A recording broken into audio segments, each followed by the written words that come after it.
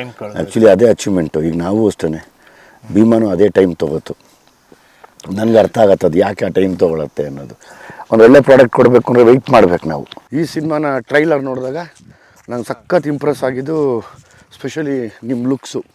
The trailer ಅಥವಾ teaser, that is the biggest invitation ಜನ ಬರೋದಕ್ಕೆ ಯಾವಾಗಲೂ.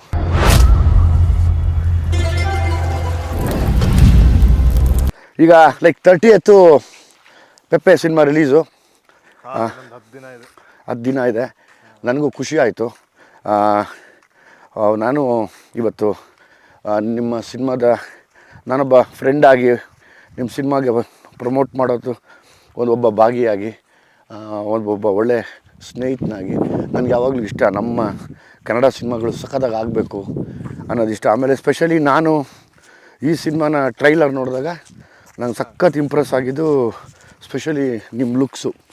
ನನಗೆ ಅನ್ನಿಸ್ತು ಒಂದು ವೈಲ್ಡ್ ಅನಿಮಲ್ ನಿಂತರೆ ಹೆಂಗಿರುತ್ತೆ ಒಂದು ಆ್ಯಕ್ಷನ್ ಮಾಡೋದಕ್ಕೆ ಅನ್ನೋದು. ಹಂಗಾಗಿ ನನಗೆ ಆ ಕಥೆ ಮೇಲೆ ಹೆವಿ ಇಂಟ್ರೆಸ್ಟ್ ಬಂತು. ಯಾವಾಗಲೂ ಸಾಂಗು ಮತ್ತು ಏನು ಹೇಳ್ತೀವಿ ನಾವು ಅದಕ್ಕೆ, ದ ಟ್ರೈಲರ್ ಅಥವಾ teaser, that is the biggest invitation ಜನ ಬರೋದಕ್ಕೆ ಯಾವಾಗಲೂ. ನನಗೆ ಅನಿಸಿದ್ದು ಎಸ್, ಇಟ್ಸ್ ವೆರಿ ಪ್ರಾಮಿಸಿಂಗ್ ಅಂತ. ಯಾಕೆಂದರೆ ಯಾರೂ ಸಿನಿಮಾನ ಎಲ್ಲರೂ ಜವಾಬ್ದಾರಿಯಲ್ಲೇ ಮಾಡ್ತೀವಿ. ಸ್ಪೆಷಲಿ ನಾನು ಕೇಳ್ಪಟ್ಟಿದ್ದು ಆ ಟೀಮ್ ಬಗ್ಗೆ, ಅದು ನಿಮ್ಮ ಪೆಪ್ಪೆ ಟೀಮ್ ಬಗ್ಗೆ ಕೇಳಿದಾಗ ಅನ್ನಿಸ್ತು, ಇಲ್ಲ ಏನೋ ಸ್ಟಫ್ ಇಟ್ಕೊಂಡೇ ಮಾಡಿದ್ದಾರೆ ಇದನ್ನು, ಸುಮ್ಮನೆ ಅಂತೂ ಮಾಡೋಕ್ಕೆ ಬರೋಲ್ಲ.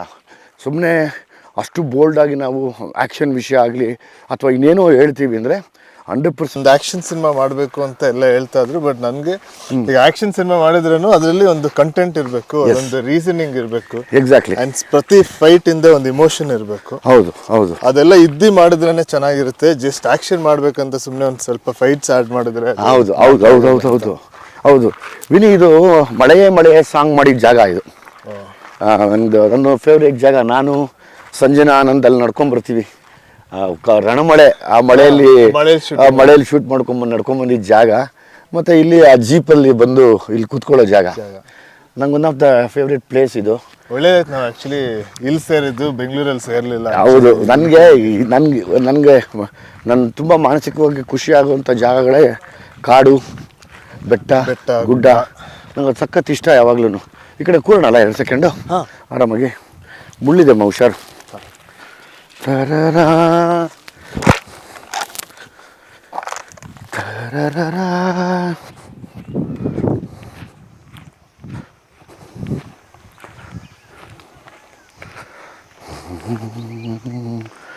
ಇಲ್ಲೂ ಕೂರ್ಬೋದು, ಅಲ್ಲೂ ಕೂರ್ಬೋದು, ಇಲ್ಲಿ ಕೂರ್ಬೋದು ಹುಷಾರಾಗಿ. ಬಾರಪ್ಪ ಇಲ್ಲಿ.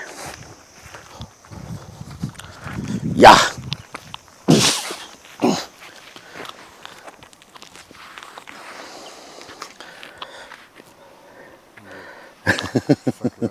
ಅಲ್ಲ, ಇದು ಬೆಳಗ್ಗೆ ಸಂಜೆ ಮಳೆ ಟೈಮಲ್ಲಿ ಆ್ಯಕ್ಚುಲಿ ನಾವು ಮನುಷ್ಯರು ಎಷ್ಟು ಡಿಸ್ಟರ್ಬ್ಡ್ ಆಗಿರ್ತೀವಿ ಅಂದರೆ ನಮ್ಮಷ್ಟು ಡಿಸ್ಟರ್ಬ್ ಆಗೋದಾಗಿಲ್ಲ. ಬಟ್ ಇದು ನೋಡಪ್ಪ, ಮಾತೇ ಆಡಲ್ಲ. ಆಮೇಲೆ ಈ ಥರ ಜಾಗದಲ್ಲಿ ಕೂತ್ಕೊಂಡ್ರೆ ನಮಗೂ ಹಂಗೆ ಆಗುತ್ತೆ. ನಾವು ಎಷ್ಟು ಒಂದು 2-3 ಅವರ್ ಸುಮ್ಮನೆ ಇದನ್ನ ನೋಡ್ಕೊಂಡೆ ಕೂತಿರ್ಬೋದು, ಏನು ಮಾಡೋದೇ ಬೇಡ. ಎಸ್, ನಾನು ಲೈಕ್ ಮಾತೇ ಕಡಿಮೆ ಆಗ್ಬಿಡುತ್ತೆ. ಇಲ್ಲಿ ಬಂದು ಕೂತ್ರೆ ಮಾತಾಡೋ ಸ್ಟೈಲ್, ವಾಯ್ಸ್ ಟೋನ್ ಕಡಿಮೆ ಆಗಿ, ಬೇಡಪ್ಪ ನಾವೇ ಡಿಸ್ಟರ್ಬ್ ಮಾಡ್ತಿದ್ದೀವ ಅನಿಸುತ್ತೆ ಅಂತ. Beautiful place. ಯಾವಾಗಲೂ ನನಗೆ ಮನಸ್ಸಿಗೆ ಖುಷಿ ಕೊಡುವಂಥ ಸ್ಥಳಗಳಿವು. ನನಗೆ ಇದೇ ಎಂಜಾಯ್ಮೆಂಟ್, ಇದೇ ನನ್ನ ಸಕ್ಸಸ್. ನಾನು ಎಂಜಾಯ್ ಮಾಡ್ತಿರೋದು ಅಂದರೆ ಪೆಪ್ಪೆಯಲ್ಲಿ ಸಾಂಗ್ಸ್ ಎಷ್ಟಿದ್ದಾವೆ?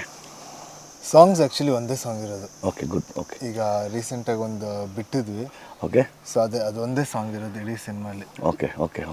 ಇಡೀ ಸಿನಿಮಾ ಬರೀ ಸ್ಟೋರಿ ರನ್ ಆಗ್ತಾ ಇರುತ್ತೆ. ಕರೆಕ್ಟ್. ಅದು ಆ್ಯಕ್ಚುಲಿ ನನಗೂ ಆ ಥರ ರೂಲ್ಸ್ಗಳನ್ನ ಬ್ರೇಕ್ ಮಾಡೋಕ್ಕೆ ಇಷ್ಟ. ಜನರಲಿ ಏನಾಗಿತ್ತು, ಸಿನಿಮಾ ಅಂದಿದ ತಕ್ಷಣ ಹೀರೋ ಬರ್ತಾನೆ, ಹೀರೋಗೆ ಒಂದು ಇಂಟ್ರಡಕ್ಷನ್ ಸಾಂಗ್ ಆಗಿದ ತಕ್ಷಣ ಒಂದು ಫೈಟ್ ಆಗಿದ ತಕ್ಷಣ ಹೀರೋಯಿನ್ ಇಂಟ್ರಡಕ್ಷನ್ನು ಆಗಿದ ತಕ್ಷಣ ಒಂದು ಡ್ಯೂಯೆಟ್ಟು, ಈ ಥರದ್ದು ಸುಮಾರು ನಡೀತಾ ಇರುತ್ತಲ್ಲ.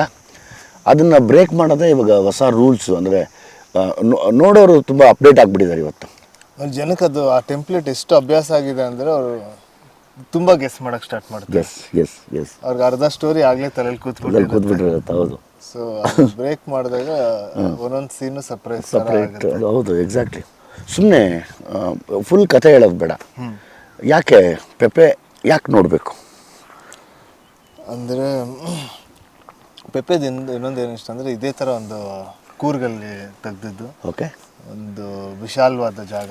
ಓಕೆ, ನಾರ್ಮಲ್ ಆಗಿ ನೀವಲ್ಲಿ ಈ ಥರ ಲವ್ ಸ್ಟೋರೀಸ್ ತೆಗಿತಾರೆ, ಓಕೆ, ಇಲ್ಲ ಸಾಂಗ್ಸ್ ತೆಗಿತಾರೆ ಕೂರ್ಗಲ್ಲಿ. ಓಕೆ. ಬಟ್ ಅಲ್ಲಿ ಒಂದು ಕ್ರೈಮ್ ಸೀಕ್ವೆನ್ಸ್ ನಡೆದ್ರೆ ಅಂದ್ರೆ opposite ಆಗಿ, ಒಂದು ಕ್ರೈಮ್ ಸೀಕ್ವೆನ್ಸ್ ನಡೆದ್ರೆ ಆ ವಿಜುವಲ್ಸ್ ನೋಡೋಕ್ಕೆ ತುಂಬಾ ಮಜವಾಗಿರುತ್ತೆ. ಸೊ ಅದಕ್ಕೆ ಅದೇ ಫಸ್ಟ್ ಟೈಮ್ ನನಗೆ ಡೈರೆಕ್ಟರ್ ಹೇಳಿದಾಗ, ಆಮೇಲೆ ಈ ಬ್ಯಾಕ್ ಡ್ರಾಪ್ ಅಲ್ಲಿ ಈ ತರ ಒಂದು ಸ್ಟೋರಿ ಹೇಳಿದಾಗಲೇ ಅದು ನಂಗೆ ತುಂಬಾ ಸ್ಟ್ರೈಕ್ ಆಗಿತ್ತು.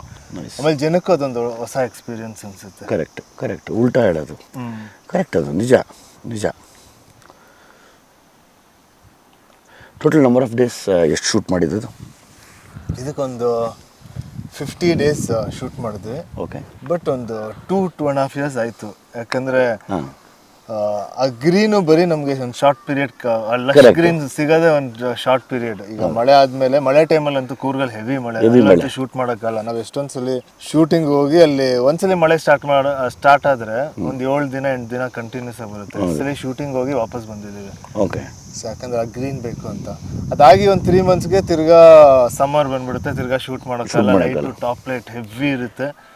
ಸೊ ಅದರಿಂದ ಆಲ್ಮೋಸ್ಟ್ 2 years ಅದಕ್ಕೆ ಲೊಕೇಶನ್ಗಳಿಗೆ ಕಾಯ್ಕೊಂಡು ವೆಯ್ಟ್ ಮಾಡಿ ಶೂಟ್ ಮಾಡೋಕ್ಕೆ ಒಂದಷ್ಟು ಟೈಮ್ ಕಳೆದು. ಆ್ಯಕ್ಚುಲಿ ಅದೇ ಅಚೀವ್ಮೆಂಟು. ಈಗ ನಾವು ಅಷ್ಟೇ, ಭೀಮಾನು ಅದೇ ಟೈಮ್ ತೊಗೋತು. ನನಗೆ ಅರ್ಥ ಆಗತ್ತೆ ಅದು ಯಾಕೆ ಆ ಟೈಮ್ ತೊಗೊಳತ್ತೆ ಅನ್ನೋದು. ಒಂದು ಒಳ್ಳೆ ಪ್ರಾಡಕ್ಟ್ ಕೊಡಬೇಕು ಅಂದರೆ ವೆಯ್ಟ್ ಮಾಡ್ಬೇಕು ನಾವು. ಅರ್ಜೆಂಟಿಗೆ ಚಿತ್ರಾನ್ನೂ ಮಾಡೋಕ್ಕಾಗಲ್ಲ ಇವತ್ತು. ಆಮೇಲೆ ಒಂದೊಂದು ಸಿನಿಮಾಕ್ಕೂ ಒಂದೊಂದು ಟೈಮ್ ಅದೇ ತೊಗೊಳುತ್ತೆ. ಆ್ಯಕ್ಚುಲಿ ನಾವು ಏನೇ ಟ್ರೈ ಮಾಡಿದ್ರೂ ಮುಗಿಸೋಕ್ಕೆ ಅದಕ್ಕೆ ಏನು ಟೈಮ್ ಬೇಕು ಅದೇ ಟೈಮ್ ತೊಗೊಳುತ್ತೆ. ಹೌದು, ಅದು ನನಗೆ ಆಮೇಲೆ ಆ ಟೈಮಲ್ಲೂ ಒಂದು ಜರ್ನಿ ಥರ ನಮಗೂ ಆಗಿರುತ್ತೆ. ಸಾಕಷ್ಟು ಕಲ್ತಿರ್ತೀವಿ. ಪೇಷನ್ಸ್ ಆಗಿರ್ಬೋದು, ಸಿನಿಮಾ ಬಗ್ಗೆ ಆಗಿರ್ಬೋದು. ಯಾವಾಗಲಾದರೂ ಡೈರೆಕ್ಟ್ ಮಾಡ್ಕೋಬೇಕು ಅನ್ನೋ ಆಸೆ ಇದೆಯಾ? ಡೈರೆಕ್ಷನ್ನು ನಂಗನ್ಸುತ್ತೆ ತುಂಬ ಕಷ್ಟವಾದ ಕೆಲಸ ಅನ್ಸುತ್ತೆ. ಸೊ ಫಸ್ಟ್ ಆ್ಯಕ್ಟಿಂಗ್ನೇ ಫುಲ್ ಚೆನ್ನಾಗಿ ಮಾಡಿ ಅದರಲ್ಲೊಂದು ಆಸೆ ಇದೆಯಾ ನನ್ನಲ್ಲಿ? ಒಬ್ಬ ಡೈರೆಕ್ಟರ್ ಇದ್ದಾನೆ, ನಾನು ಏನೋ ಹೇಳಬೇಕು ಅನ್ನೋದೊಂದು ಏನೋ ಕಾಡ್ತಾ ಇದೆಯಾ? ಬಟ್ ಆ ಥರ ಈಗ ನಮ್ಮ ಡೈರೆಕ್ಟರ್ಸ್ಗಳ ಜೊತೆ ನಾನು ಸಾಕಷ್ಟು ಹೊಸ ಡೈರೆಕ್ಟರ್ಗಳ ಜೊತೆನೇ ಕೆಲಸ ಮಾಡೋದಲ್ಲ. ಸೊ ಅವ್ರಿಗೆ ಒಂದಷ್ಟು ನನ್ನ ವ್ಯೂಸು ಪಾಯಿಂಟ್ಸು ಅವ್ರ ಜೊತೆ ಡಿಸ್ಕಸ್ ಮಾಡ್ತೀನಿ. ಸಾಕಷ್ಟು ಸ್ಕ್ರಿಪ್ಟ್ ವಿಚಾರ ಆಗಿರ್ಬೋದು, ಅದ್ರ ಬಗ್ಗೆ ಜಾಸ್ತಿ ಅವ್ರ ಜೊತೆ ಮಾತಾಡ್ತೀನಿ. ನಾನು ಇನ್ಪುಟ್ಸ್ ಕೊಡ್ತೀನಿ. ನಾನು ಒಂದು ಈ ಸೀನ್ ಈ ಥರನೂ ಹೇಳ್ಬೋದು ಅಂತ ಒಂದು ಇನ್ಪುಟ್ಸ್ ಕೊಡ್ತೀನಿ. ಆಮೇಲೆ ಈ ಥರ ಹೊಸ ಡೈರೆಕ್ಟರ್ಸ್ ತುಂಬ ಕೊಲಾಬ್ರೇಟಿವ್ ಆಗಿ ಕೆಲಸ ಮಾಡ್ತಾರೆ. ಕರೆಕ್ಟ್. ಸೊ ಅವರು ಕೇಳಿ ಅವರು ಅದು ಅವ್ರಿಗೆ ಕನ್ವಿನ್ಸ್ ಆದರೆ ಅವರು ಅದನ್ನ ತಗೊಳ್ತಾರೆ. ಇಲ್ಲ ಅಂದರೆ ನಾನು ಹೇಳ್ತೀನಿ ಅದು ಸರಿ ಇಲ್ಲ ಅಂದರೆ ನನ್ನ ಕನ್ವಿನ್ಸ್ ಮಾಡಿ ಯಾಕೆ ಸರಿ ಇಲ್ಲ. ಕರೆಕ್ಟ್.